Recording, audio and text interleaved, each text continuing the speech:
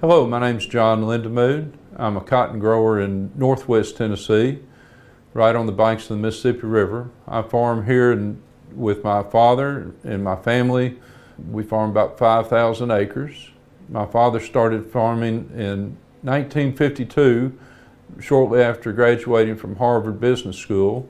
We are third generation farmers. We have a cotton gin that was founded in 1921. We have a strong connection with our community, with the land, and every day we get up and work hard to raise the cotton that goes into the clothes that you're wearing. And I'd like to tell you a little bit about our story on how that's done. We are basically no-till cotton farmers. We use a lot of conservation practices, cover crops, a lot of technology. It's a fascinating time to be involved in farming. And let me tell you what no-till is. That's the practice of planting into soil that hadn't been disturbed. You harvest one crop, you come back in the next season, and you plant right into the old residue. This has a lot of benefits. It promotes biodiversity in the soil, provides for water infiltration, it prevents soil runoff, erosion. So no longer are we looking at the ground, kicking the dirt and saying, I think it's time to irrigate.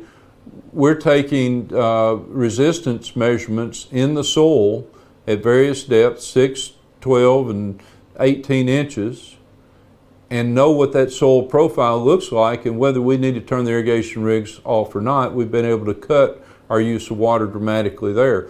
Every 5 years we do evaluations of our pumping plant stations. We hire somebody to come in, go into the wells, measure the static water level, the head pressure. We do the whole 9 yards to make sure that our pumping plants are operating efficiently. Further, we have some furrow irrigation. We use surge valves to control the flow of the water. We use computer-generated hole selection so that we select the right size of the hole from one end of the poly pipe to the other so we get a uniform flow of water and we get uniform uptake downstream to minimize our runoff.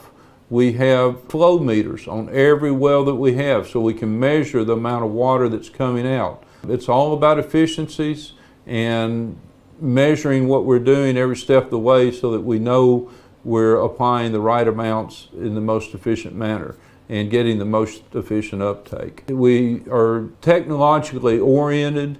Everything that we apply is done utilizing GPS-based positioning. We know exactly where we are in the field and what we're applying and what the rates are. Not only on every acre, but every square yard. We know exactly what we put in that space, and we can vary the rates. We can put more or less depending on the needs.